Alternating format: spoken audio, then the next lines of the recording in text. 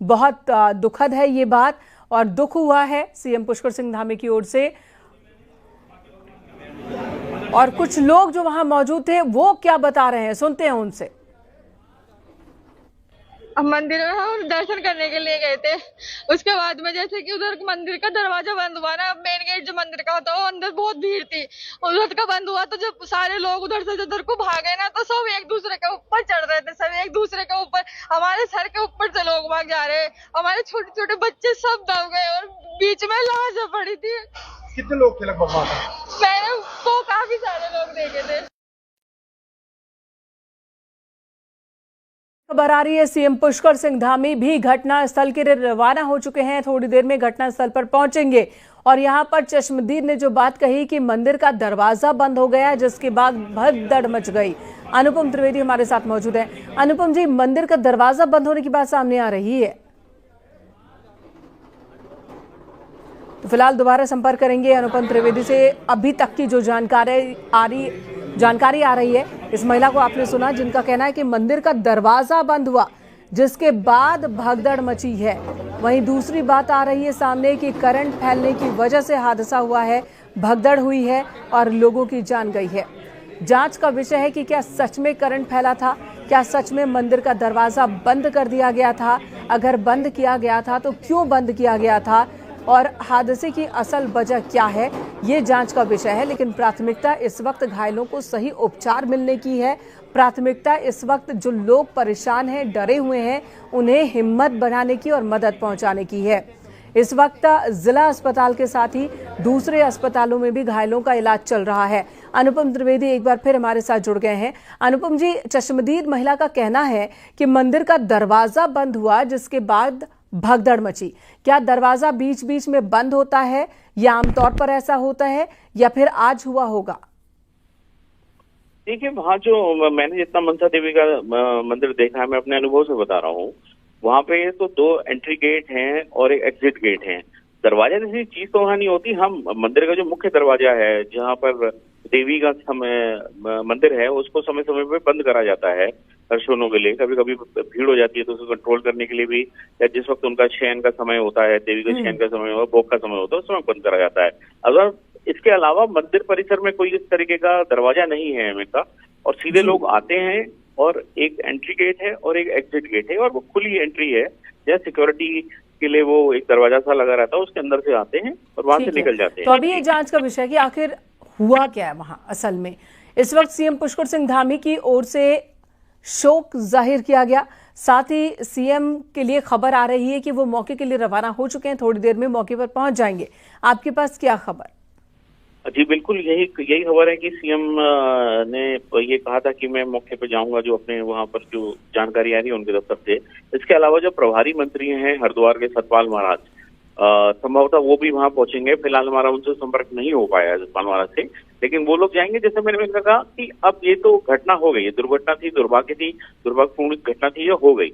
अब इसके बाद जो सबसे बड़ा चैलेंज है वो ये है कि आगे आने वाले दिनों में, जैसे कल सोमवार है या बाकी दिनों पे है, सावन का महीना चल रहा है, लोगों का आना तो रुकेगा नहीं। भक्त तो आते ही हैं, लोग आते ही हैं जो ईश्वर को मानते हैं, हरिद्वार आते हैं, तो उनको अब जो है इंतजाम बहुत पुख्ता हो हर मंदिर में।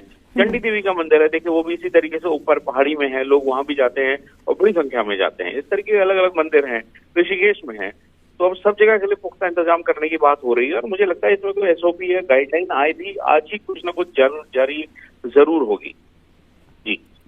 जी बिल्कुल, और बहुत जरूरी है कि और भी पुख्ता इंतजाम हो, हादसे की असल वजह का पता लग सके और उसके हिसाब से आगे कदम उठाए जाएं कि दोबारा इस तरह का हादसा ना हो।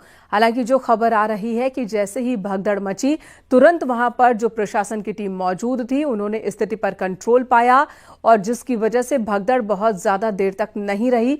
अगर और ज्यादा देर तक हादसा होता तो और ज्यादा लोगों के हताहत होने की आशंका है, लेकिन उसे कंट्रोल कर लिया गया।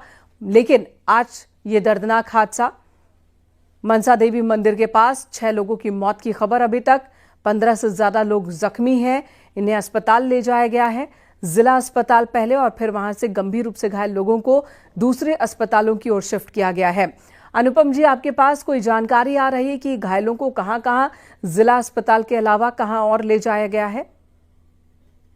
इनका मेरे पास जो जानकारी है वो ये भी है कि बीएचएल का अस्पताल है, वहाँ पे उधर की तरफ भी कुछ लोगों को रेफर किया गया था कि वहाँ भी ले जाया जाए, और उसके अलावा कुछ एक प्राइवेट हॉस्पिटल्स हैं वहाँ भी है, मेडिकल फैसिलिटीज लिमिटेड है हरिद्वार में, तो वहाँ किया जाए। अगर इनके अलावा कोई ज्यादा घायल है तो उनके आसपास के बड़े मेडिकल कॉलेज जैसे जॉली ग्रांट है या देहरादून की जरूरत पड़े तो वहाँ भी किया जाए।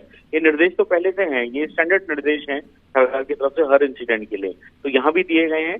और यहाँ क्योंकि डॉक्टरों की टीम देख रही है, अभी बहुत ज्यादा जानकारी नहीं आ पाई है कि बाकी पेशेंट्स की कैसी हालत है, लेकिन कोशिश ये है कि इस वक्त जो मृतकों का नंबर है वो ऊपर ना जाए, वो मृतकों की संख्या ना बढ़े, इसकी कोशिश जी। और इस वक्त अनुपम जी जानकारी आ रही कि घायलों की संख्या बढ़कर 35 हो चुकी है। 35 लोग जख्मी हैं, जिसमें बच्चे हैं, बुजुर्ग हैं, महिलाएं हैं।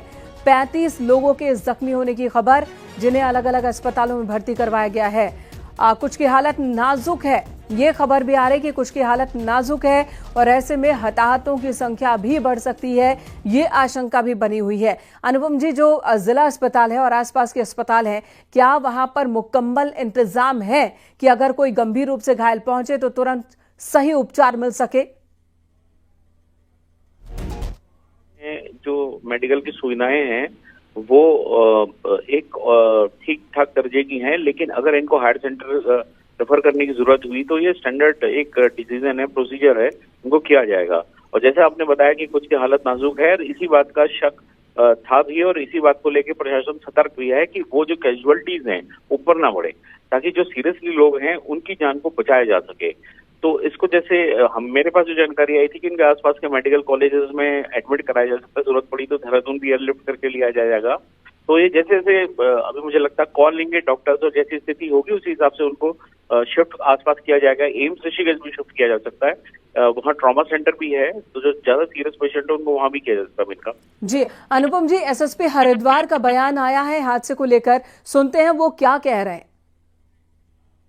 मनसा देवी मुख्य मार्ग में सीढ़ियों के पास में सुबह 9 बजे के आसपास पुलिस कंट्रोल रूम को एक सूचना मिली थी कि जिसमें कुछ लोगों के द्वारा भगदड़ में घायल होने की सूचना थी। तत्काल पुलिस बल मौके पर पहुंच के इन लोगों को वहां से हॉस्पिटल लाया गया था। जीडी हॉस्पिटल करीब 35 लोग को यहां लेके आया गया था, जिसमें से 6 लोगों की मृत्यु की पुष्टि अभी तक की गई है। बाकी लोग घायल हैं जिनको हायर सेंटर भेजा जा रहा है या फिर यहाँ पर इनका इलाज चल रहा है। देखिए, इसके पीछे मुख्य कारण जो अभी तक प्रथम दृष्टया समझ में आया है वो जो इलेक्ट्रिक करंट की अफवाह को लेके ये भगदड़ मची थी। हालांकि अभी मौके पर हमारी एसडीआरएफ और फायर की टीम मौके पर है, और उसके सभी जो फोरेंसिक एविडेंस है वो भी इकट्ठा किए जा रहे हैं, उसके कारणों का पता लगाया जा रहा है। देखिए, लगभग सभी घायलों को वहाँ से रेस्क्यू कर लिया गया है। अभी वहाँ पर स्थिति वहाँ पर अभी सामान्य है। सभी लोगों को यहाँ हॉस्पिटल लेके आया गया है। तो 35 लोग अभी यहाँ से रेस्क्यू किए गए। तो ये पता नहीं भगदड़ मची, ऊपर से सब एकदम से नीचे को पीछे को भागने लगे, और उसमें सब भगदड़ में सब लोग कौन परिजन थे? अब हम 10, 12, 14 लोग थे। क्या बताया जा रहा है इसके पीछे, क्या कारण है, कोई कह रहा है? अभी कोई पता नहीं चल पा रहा है क्या हो रहा है। आपके घर से किसके जो है कौन घायल है, किसको क्या है? जी, बच्चा है छोटा हमारा, घायल है जी। घायल नहीं, डेथ हो गई। कितनी उम्र है उसकी? करीब 8 से 10 साल के आसपास। कितनी हुई है? तो सुना आपने श्रद्धालुओं को, सुना आपने एसएसपी हरिद्वार को। उनका कहना है कि करंट की अफवाह फैली थी, जिसके बाद भगदड़ हुई। हालांकि फॉरेंसिक टीम इस वक्त मौके पर मौजूद है, जो कि जांच कर रही है कि वाकई करंट फैला था या सिर्फ वो अफवाह ही थी। दूसरी तरफ 35 लोगों के घायल होने की पुष्टि हुई है।